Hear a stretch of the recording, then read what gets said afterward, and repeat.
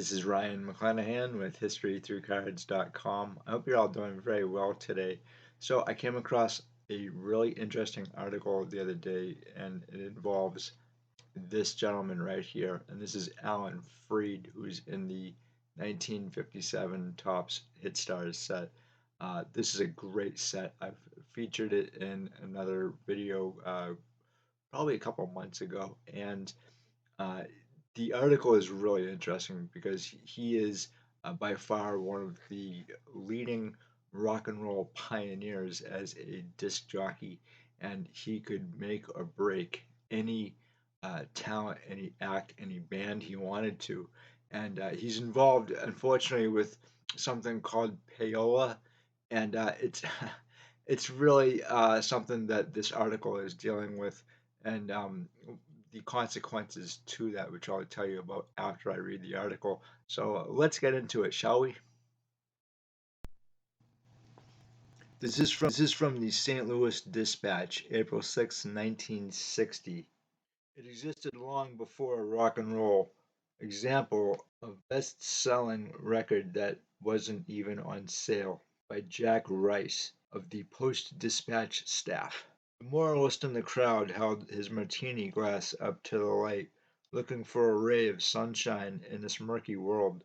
A great many people, said the moralist, do not understand why Payola in TV and radio is wrong. These people are demented, of course, but there are a great many of them. Perhaps a history of Payola would illustrate that it always has been a steal at the public's expense. There is no reason to believe a history of Payola will serve any such noble purpose. History is its own worst enemy in any field, proving only that nobody wants to learn anything from history.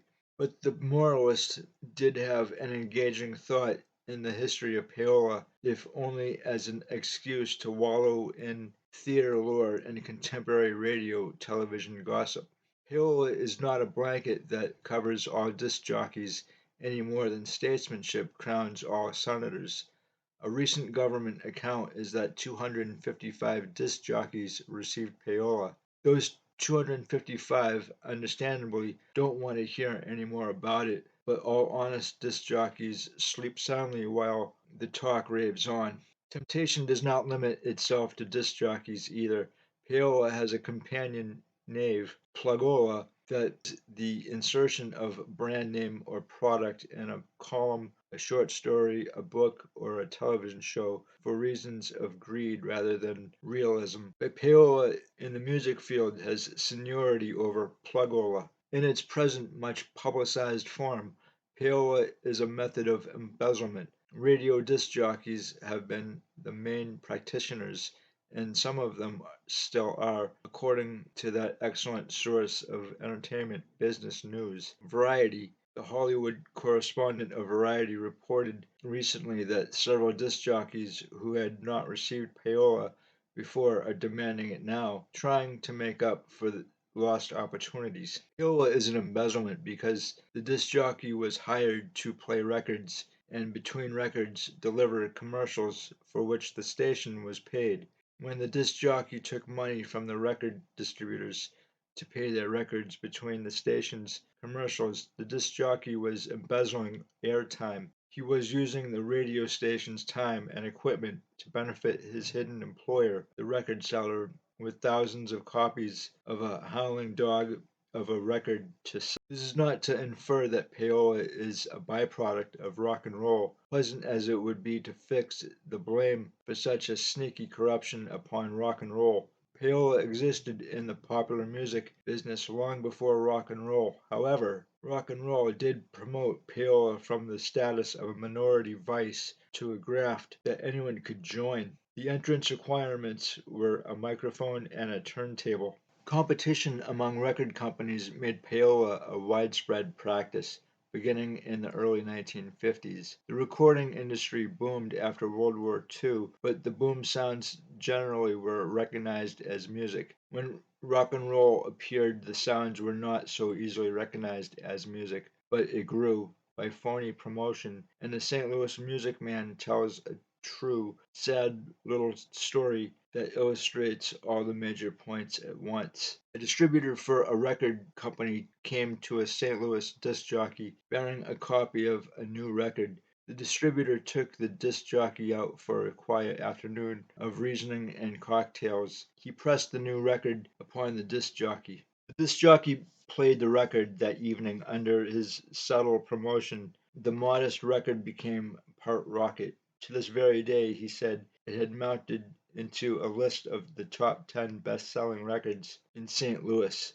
The next day, owners of record shops were answering demands for a copy of this latest best selling record in St. Louis. But were the record shop men happy? They were pleased with the evidence of a disc jockey's selling power. The ingrates were not. They all had one pretty complaint. The record was not available. The first shipment had not yet arrived in St. Louis.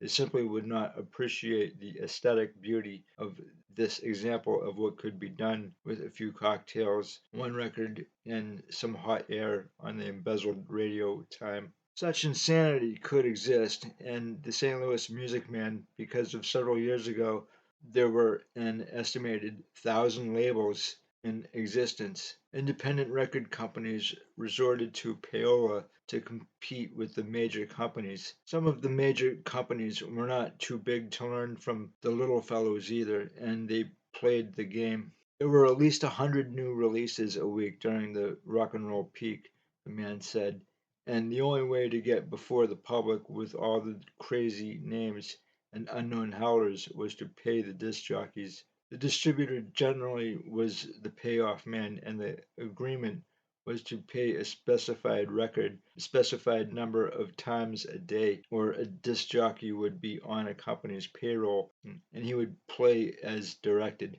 Men who knew of the payola business in St. Louis, men who knew the payola business in St. Louis would rather hang by their thumbs while listening to the collected works of Fabian than be quoted by name. But they will recall anonymously that Payola began modestly here with a suit of clothes or a top coat. Then came wife-winning gifts, a dinner ring or a coat. That always final refinement, cash, just came naturally as the competition for airtime increased. The national history of Payola and its origins has a moral kinship with the developments here, and dwelling upon the St. Louis situation before going on to the Payola affairs of the nation is not preferential treatment either. St. Louis is one of the best cities in the country, the authority said, for putting records up in the wind and seeing how they take off. The expression alone made the entrance to his confidence worthwhile.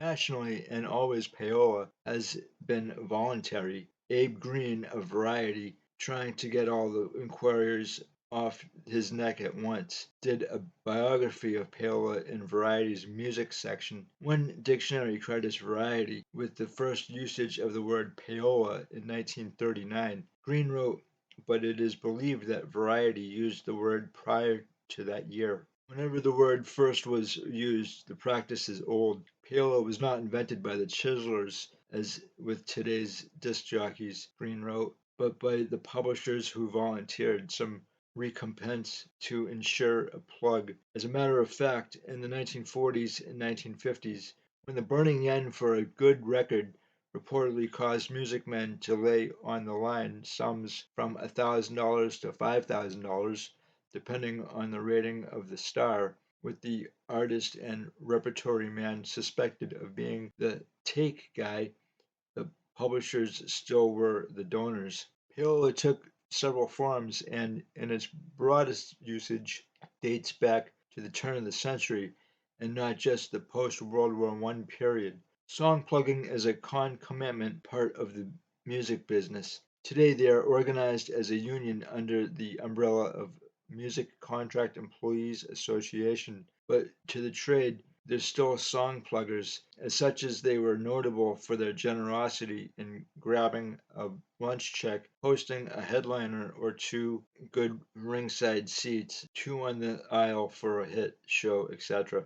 The music business, Green concluded, is renowned for inventing, devising, and perfecting angels, subterfuges, cut-ins, rewards, fees, payments, call it what you will, it's still Payola. Orrin Harris merely gave his time-honored term new renown and notoriety. Orrin Harris is a congressman from Arkansas in charge of the government's research on Payola. Harris is chairman of the House Subcommittee on Legislative Oversight, a wonderfully modest and somewhat misleading label for a congressional committee to wear in the battle. Committee on plugging loopholes would be more becoming. Harris has a big business to investigate.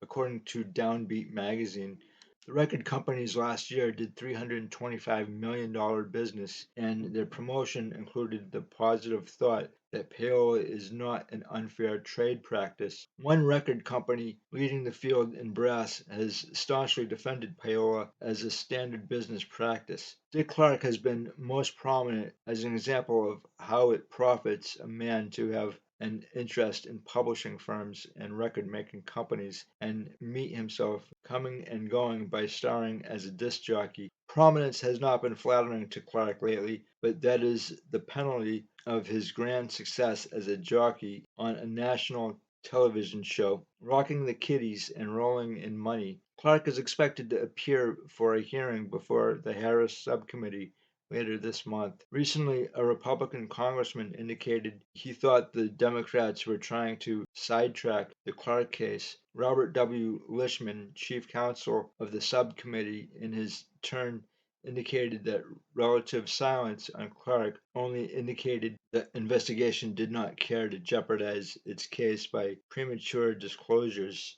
Whenever the music business goes from here on to a far, far better life than it ever had before, or through the accelerated course in Congressman Harris's reform school and right back to its old ways, there is one place Payola never has been. There is one field of music that is as pure as silence. Nobody in the business seems to have heard of Payola case involving a classical record.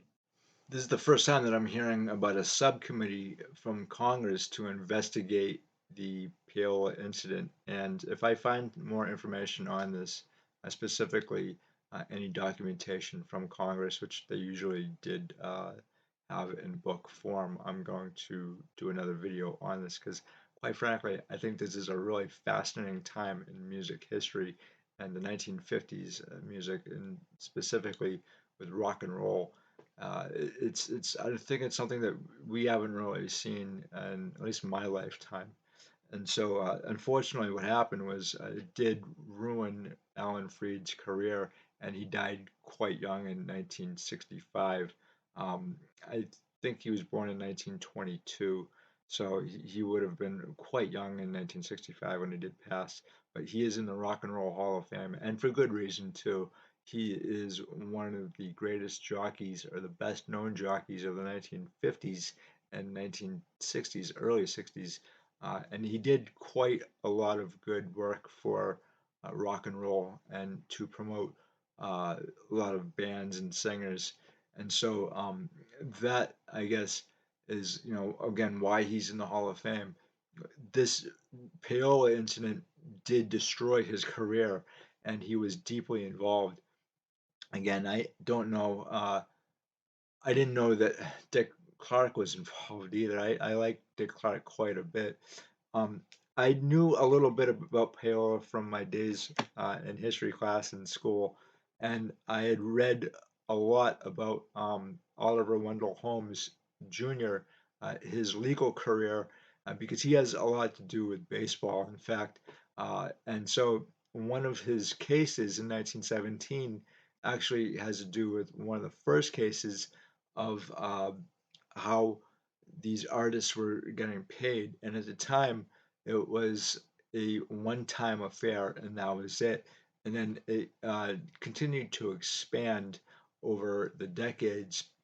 And I'm going to get into that case in a different either article or video. I really do think that Oliver Wendell Holmes Jr., his legal career is really fascinating to me, and he has a lot to say about a lot of different issues. Uh, Obviously, we know him today um, for not declaring baseball a monopoly when he should have, and these baseball teams basically they don't have to pay taxes the way other corporations do. They're tax exempt because of Oliver Wendell Holmes. I've said this before about Oliver Wendell Holmes and a lot of the associate justices and chief justices at the time of the T206, and even prior to that, going back to just after the Civil War, that a lot of these guys did not understand the technology that was coming up, and they didn't know how to I guess, place it within the legal constraints, and that just caused a lot of problems going forward. And I think also with the case where Oliver Wendell Holmes had to make a decision on baseball being a business, which I don't think he really understood baseball at the time, and I don't really think he understood the music business either. You have to have lawyers and justices and judges understand the technology that is coming out. And if they don't understand that technology or how it applies to society, then they're going to make the wrong rulings. And in the case of baseball, they're tax exempt, and that is definitely the wrong ruling.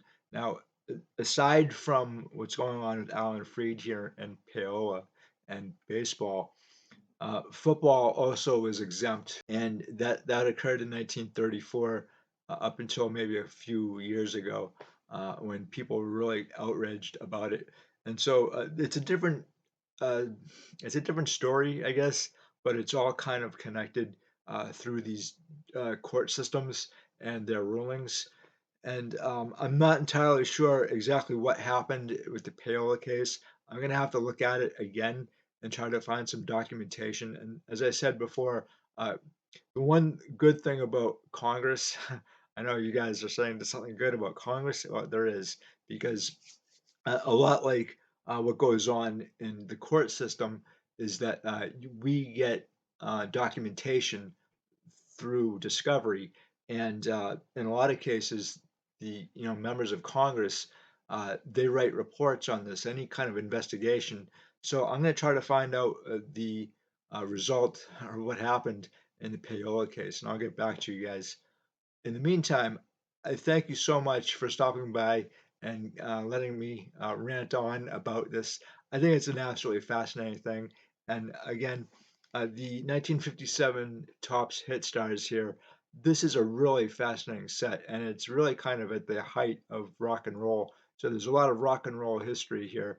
You're going to find a lot of stars, band members, everything included, including the kitchen sink. And there's a lot of really famous rock and rollers here that I'm going to tell you about in other episodes. So, again, guys, thank you so much. I greatly appreciate it. And if you have any comments, questions, leave them in the comment section below. And I would love to talk to you about this. And I will talk to you later. Bye.